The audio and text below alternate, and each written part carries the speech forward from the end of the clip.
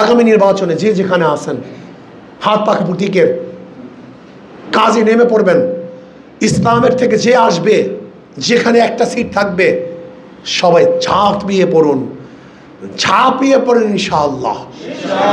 আগামীতে খেলা জমে যাবে ইনশাআল্লাহ, বিশ্বাস করেন আপনারা। মানুষের মন মেজাজি ঘুরে গেছে, বিশ্বাস করেন, মানুষের মন মেজাজি ঘুরে গেছে। এরা পাটপাটদের কাছে ভোট দিবে না ইনশাআল্লাহ। নবীর যেই কাজ ওলামায়ে কেরামে একই কাজ।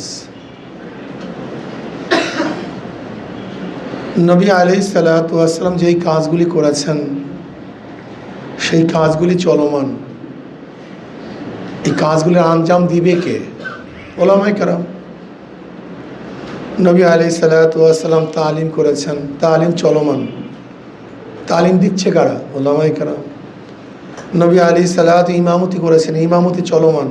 ইমাম কারা? ওলামায়ে কেরাম। নবী আলাইহিস সালাতু দাওয়াত দিয়েছেন, দাওয়াত চলমান। দাওয়াত দিচ্ছে কারা? ওলামায়ে কেরাম। নবী আলাইহিস সালাতু ওয়াস সালাম জিহাদ করেছেন, জিহাদ চলমান। নেতৃত্ব কারা দিবেন? ওলামায়ে কেরাম। নবী আলাইহিস সালাতু দেশের প্রধান ছিলেন, কিন্তু এখন আমরা দেশের প্রধান হতে পারি নাই, এটা হলো সমস্যা। নবী আলাইহিস সালাম দেশের প্রধান ছিলেন না নাকি ভাই? নাকি ভুল বললাম? আপনার মাথার মধ্যে একদিনও আসে নাই কেন আমি দেশের প্রধান হব? নবী আলাইহিস সালাতু দুনিয়াতে নাই, আবু বকর রাদিয়াল্লাহু তাআলা তার জানিসিন, তিনিও তো দেশের প্রধান ছিলেন। আবু বকর রাদিয়াল্লাহু দুনিয়াতে নাই, ওমর রাদিয়াল্লাহু, তিনিও তো দেশের প্রধান। ওসমান রাদিয়াল্লাহু তাআলা দেশের প্রধান, আলী রাদিয়াল্লাহু তাআলা দেশের প্রধান। অথচ আমাদের মাথার মধ্যেই নাই আমাদের দেশের প্রধান হতে হবে। এটাকে ইবাদতই মনে করি না, বুজুর্গই মনে করি না। আজীব। যদি কেউ দেশের প্রধান হতে চায় তাকে বুজুর্গই মনে করি না, মনে করি তো আল্লাহর ওলি না, আল্লাহর ওলি হতেই পারে না, ক্ষমতাবান, ক্ষমতা চায়। অথচ আলাইকুম বিসুন্নতি ওয়া সুন্নাতিল খুলাফায়ে রাশিদিন আল মাহদিয়িন তামাসসাকু বিহি ওয়া আদু আলাইহা বিন নওয়াজিস। যারা সর্বশ্রেষ্ঠ, যাদের অনুকরণ করার জন্য বলা হয়েছে, প্রত্যেকেই দেশের প্রধান। তো দেশের প্রধান হওয়ার পর বুজুর্গ হওয়া যায় কি যায় না? ওলি হওয়া যায় কি যায় না? মুআল্লিম হওয়া যায় কি যায় না? তা আপনি এরকে বিচ্ছিন্ন করছেন কেন? আপনি কি আরেকটা জিনিস দেখছেন? বাংলাদেশে বর্তমানে যারা নেতৃত্ব দিচ্ছে, রাজনৈতিক যারা নেতৃত্ব দিচ্ছে, ভাই আপনি বসেন তো ক্যামেরাওয়ালা, ভাই আপনি ডিস্টার্ব করেন না তো ভাই, এত লাগে না, বসেন, কথা শোনেন তো, বসেন, একটু কথা শোনেন, আমার জেহেন ছুটে যায়। আপনি দেখেন তো বর্তমানে বাংলাদেশে যারা নেতৃত্ব দিচ্ছে, ইসলামী রাজনীতির নেতৃত্ব দিচ্ছে, প্রত্যেকই ছাত্র জমানা থেকে রাজনীতির সাথে সম্পৃক্ত। তা আপনি যদি ছাত্র জমানার থেকে রাজনীতির সম্পৃক্ত না থাকেন, আপনি নেতৃত্ব দিবেন কীভাবে? কিন্তু যারা নেতৃত্ব দিতে চায় না, দেয় না, ছাত্র জীবন থেকে একজনও রাজনীতির সাথে সম্পৃক্ত না। তাজরাবা করছেন, একজন খেয়াল করছেন? আমাদের ভালো ছাত্রগুলি রাজনীতি করতে চায় না, অথচ সবচেয়ে মেধাবী ছাত্রদের কাজ হলো এটা। আমার মতো গভর্নমেন্টের কাজ কিন্তু এটা না। সবচেয়ে মেধাবী, যাদের তুক্ষার মেধা, এই কাজটা তাদের। কেন? গোটা বিশ্বের সামনে রাজনীতি উপস্থাপন করতে হবে, গোটা বিশ্বের মেধার সামনে আপনাকে জয় হতে হবে, গোটা বিশ্বের মেধার সামনে আপনাকে সবার উপরে প্রাধান্য দিতে হবে। আপনার চিন্তা ভাবনা, আইন কানুন ইসলাম এই, পাশ্চাত্য এই, সোশ্যালিজম এই ইসলাম এই, ক্যাপিটালিজম এই ইসলাম এই, ডেমোক্রেসি এই ইসলাম এই, সেকুলারিজম এই ইসলাম এই, পাশ্চাত্য অর্থনীতি এই ইসলামের অর্থনীতি এই, পাশ্চাত্য আইন এই ইসলামের অর্থনীতি এই, ইসলামের আইন এই। এইটাকে তুলনামূলকভাবে উপস্থাপন করা যেমন তেমন মেধার প্রয়োজন। কোন তো কেমন মেধার প্রয়োজন বলেন তো? আমি এইমাত্র যে কথাগুলি বলছি, এগুলো আপনারা করবেন না, করবে কি? এই কাজটা তো সবচেয়ে মেধাবী লোকের। ধরেন না, আজকে বাংলাদেশের মধ্যে যারা বুদ্ধিজীবী আছে তাদের সাথে যদি আপনি মোনাজারায় বসেন, তর্ক বিতর্ক বসেন, তখন সে তো বলবে যে পাশ্চাত্য ভালো, সেকুলার ভালো। কমিউনিজম ভালো, ক্যাপিটালিজম ভালো, কি বলবে কি বলবে না? সেখানে আপনাকে ইসলামের শ্রেষ্ঠত্ব তুলে ধরতে হবে না যে ইসলাম ভালো? তো এই শ্রেষ্ঠত্ব তুলার ধরার জন্য বলেন তো কী মেধার প্রয়োজন? ওরা আপনাকে হাজারো যুক্তি দিবে, যে যুক্তির কোনো শেষ নাই, সীমা নেই। সেখানে আপনাকে যদি যুক্তিওয়ালা, জ্ঞানওয়ালা, মেধাওয়ালা না হয়, তা আপনি তাদের সাথে জিতবেন কিভাবে? এই কাজটা সবচেয়ে মেধা সম্পন্ন ব্যক্তিদের, অথচ মেধাওয়ালার এখানে আসেই না। কেন? এই কাজটাকে বাদ দিচ্ছি সমস্যায়। অথচ সবচেয়ে বড় একটা কাজ, বিশাল কাজ, যেটা গোটা দুনিয়া নিয়ন্ত্রণ করে, সেই কাজটাকে আমরা বাদ দিচ্ছি। গোটা দুনিয়া নিয়ন্ত্রণ করে কারা ভাই বলেন তো? কোনো শিক্ষাবিদ গোটা দুনিয়া নিয়ন্ত্রণ করে? আমাকে বলেন তো। গোটা দুনিয়ার কোনো পণ্ডিতকে দুনিয়া নিয়ন্ত্রণ করে? দুনিয়া নিয়ন্ত্রণ করে ট্রাম্প। দুনিয়া নিয়ন্ত্রণ করে কে? রাশিয়া, রাজনীতিবিদরা। গোটা দুনিয়া নিয়ন্ত্রণ করে কারা? চীন। নাকি ভাই ভুল বলবো? আমাকে বলেন তো। বাংলাদেশ নিয়ন্ত্রণ করে কারা বলেন তো? রাজনীতিবিদরা। ভারত নিয়ন্ত্রণ করে কারা? রাজনীতি। গোটা দুনিয়া নিয়ন্ত্রণ করে রাজনীতিবিদরা। শিক্ষাবিদরা তো তারা এক প্রতিষ্ঠানে পড়াশোনা করে, এদের কাজ এক জায়গায় সীমিত। সেখান থেকে যে শিক্ষা গ্রহণ করে তা নিয়ে গোটা দুনিয়ার মধ্যে তারা ছড়িয়ে পড়ে। অথচ আপনার মধ্যে গোটা দুনিয়া নিয়ন্ত্রণ করার চিন্তাই নাই, ভাবনাই নাই। বাংলাদেশ নিয়ন্ত্রণ কারা করে? রাজনীতিবিদরা নিয়ন্ত্রণ করে। নাকি ভুল বললাম ভাই? তো এই কাজটা আপনার, আপনি করেন না কেন? করতেই চাই না, এই মাথার মধ্যেই নেই। মেধাবী ছেলেরা ছাত্র আন্দোলন করতে চায় না, অথচ মেধাবী ছাত্রদের বুড়া কাজ হলো ছাত্র আন্দোলন করা। আপনি এলএম দিয়ে কি করবেন? করবেনটা কি? কাজটা কি?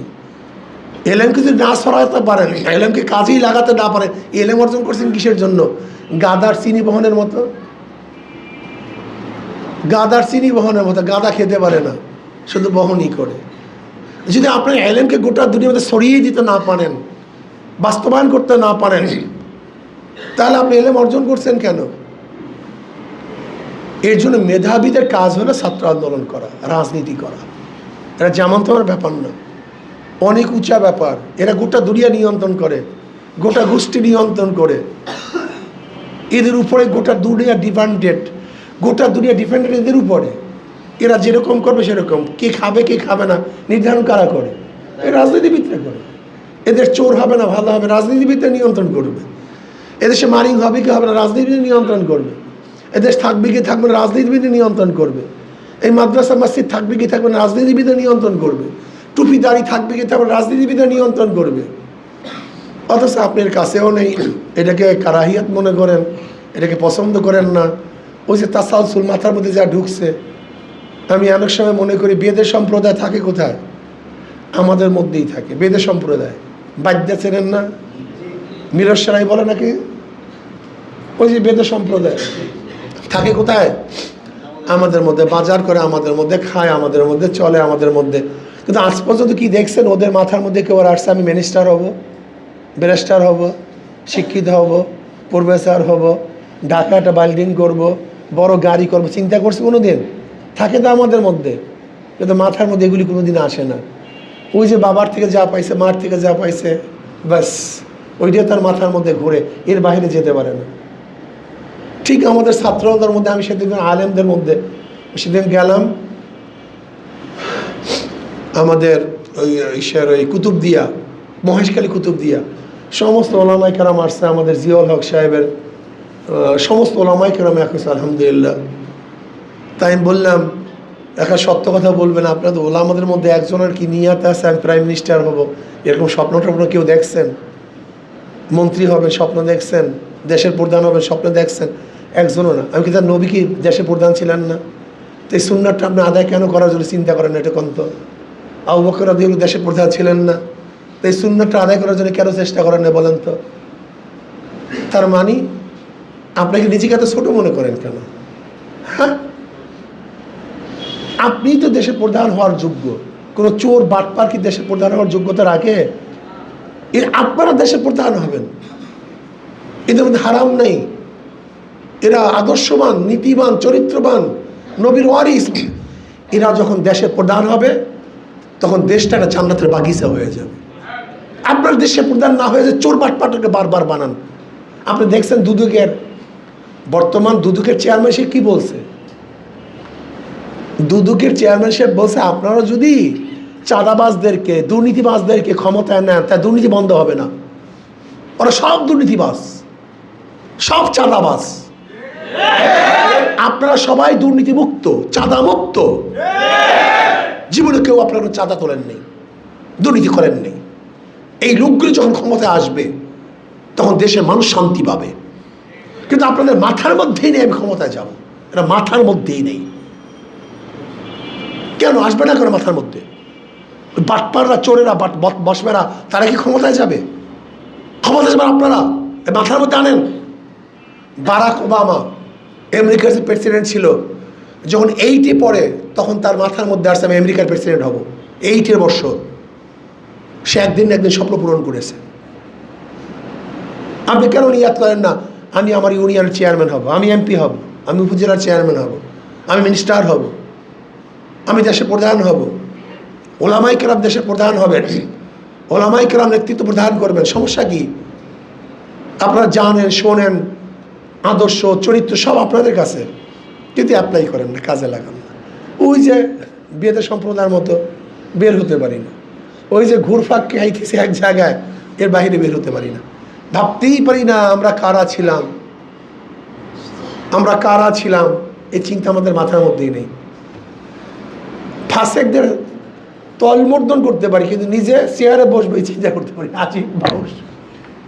ফাসেকদের তৈলমর্দন করতে কোনো আপত্তি নেই, কিন্তু যখনই বলে আমি ক্ষমতায় বসবো, এই খুবই আপত্তি।